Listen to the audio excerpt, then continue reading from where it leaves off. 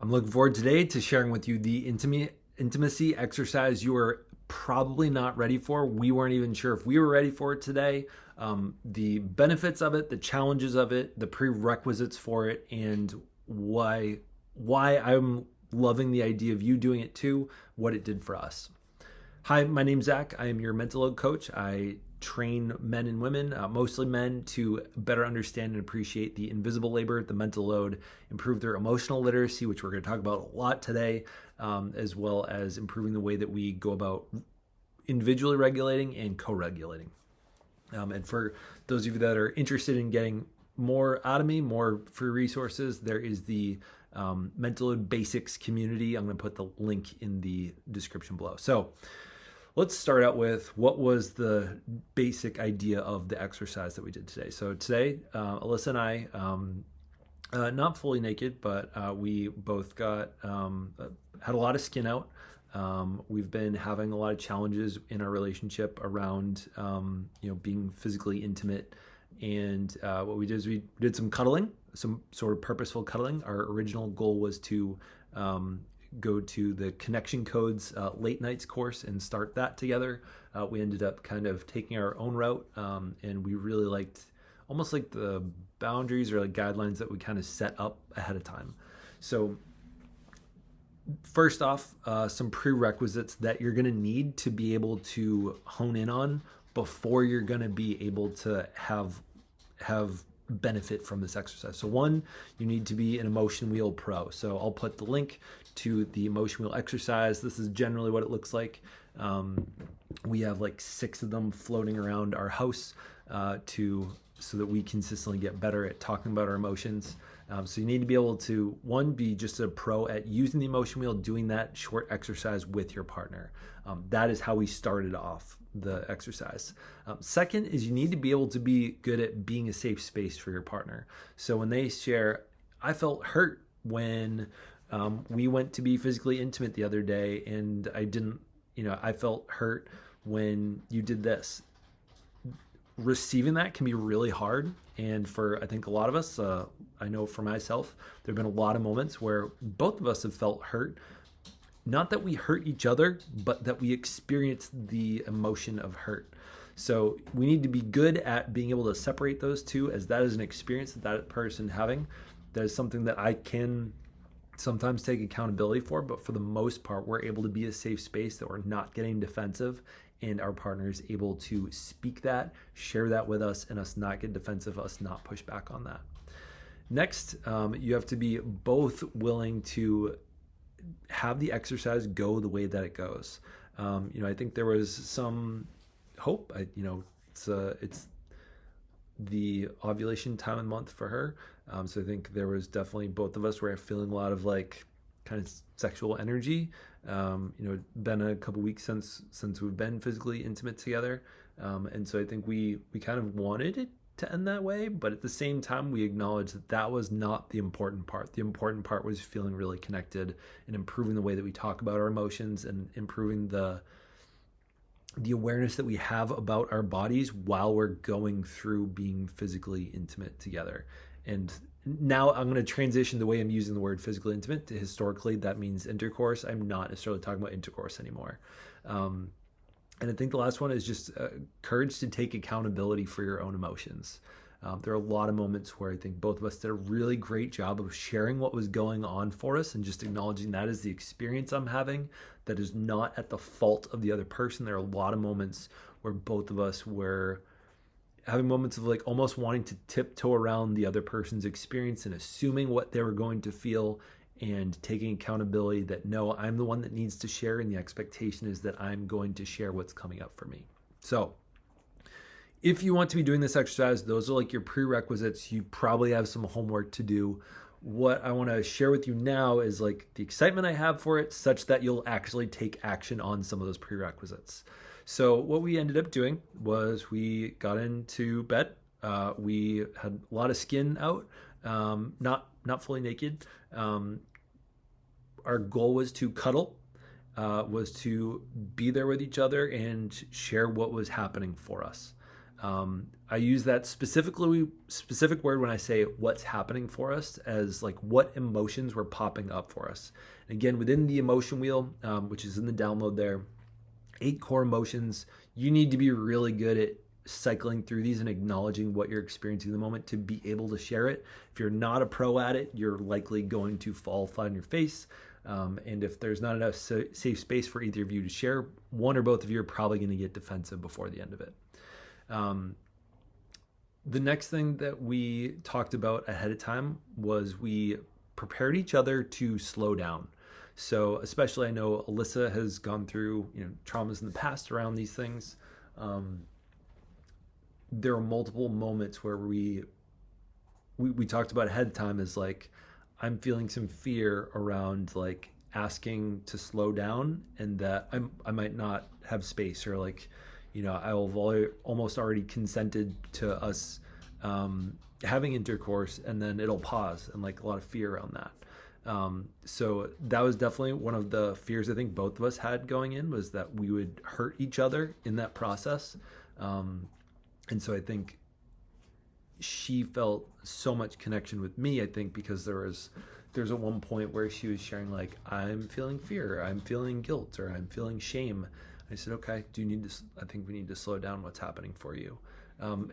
As you know, I think most consenting adults, when they're about to have intercourse, like, there's a lot of motion, a lot of moments where bodies are moving and like you're feeling very aroused and like it's sort of heading towards that, and being able to like pump the brakes during that, I think takes some practice. It takes really being emotionally close with that person in the moment to be able to do that.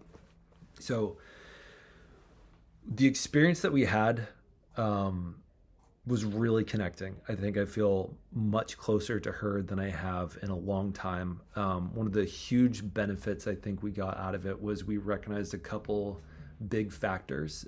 We recognized that she was raised in more of a church culture, and there were definitely some moments where she was feeling shame about what she was experiencing.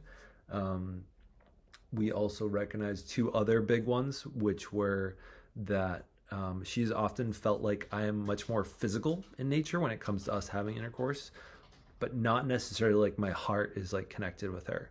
And I was recognizing like I was feeling fear. I was at one point, we're being very physical and very touchy, and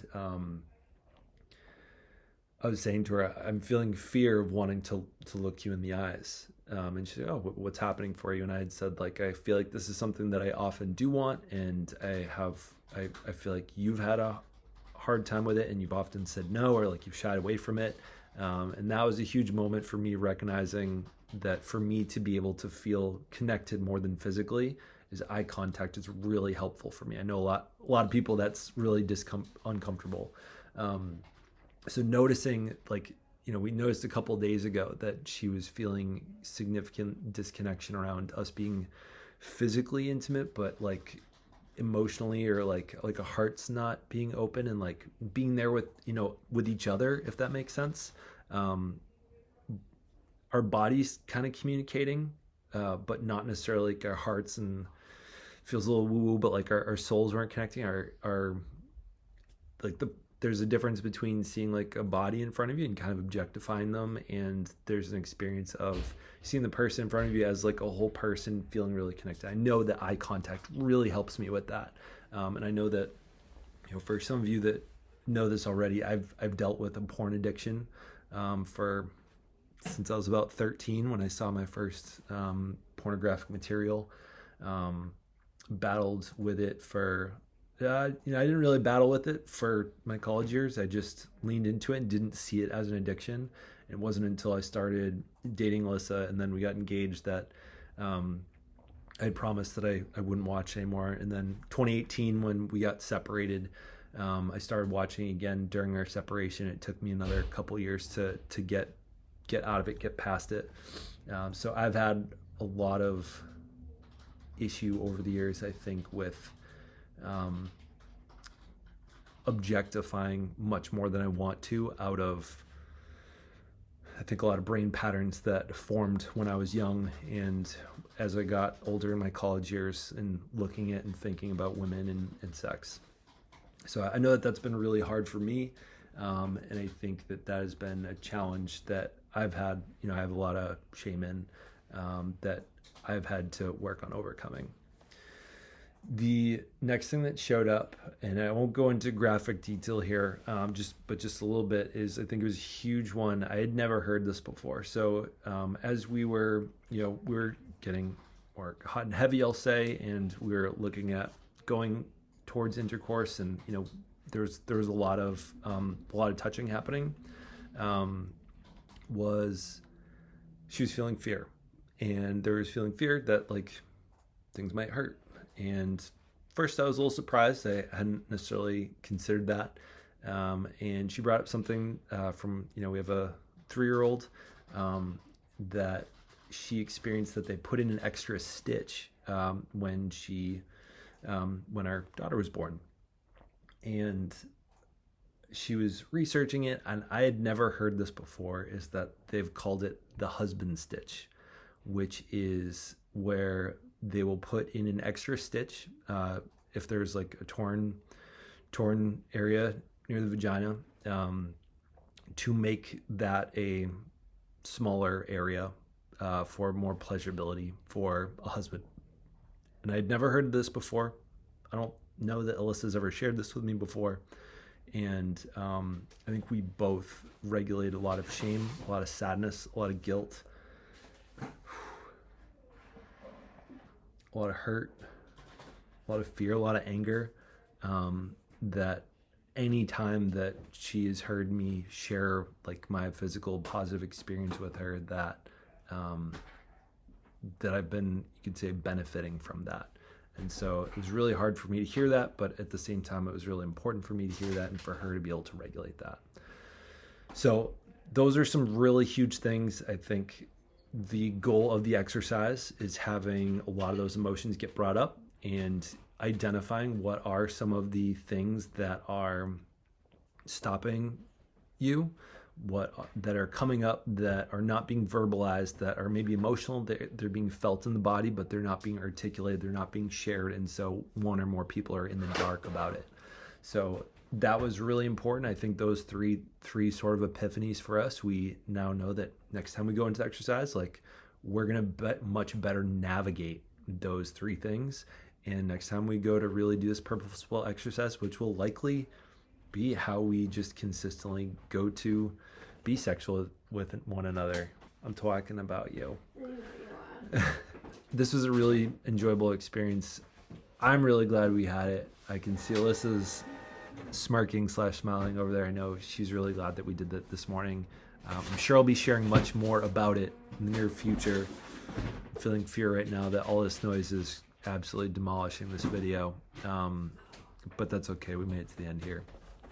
If this is something you're interested in, go to School Mental Load Basics, DM me. We are, I'm open to kind of coaching you and your couple through starting much more of the prerequisites. Definitely not, I'm about a 3rd grader around this. And so this is something we weren't prepared for a while. And it took a lot of practice just getting those prerequisites under our belt to be able to even start this conversation. So if you want more information on that, if you want to talk to me about that, have a consult call, join the Mental Load Basics, DM me in there. Look forward to seeing you and sharing more on this journey.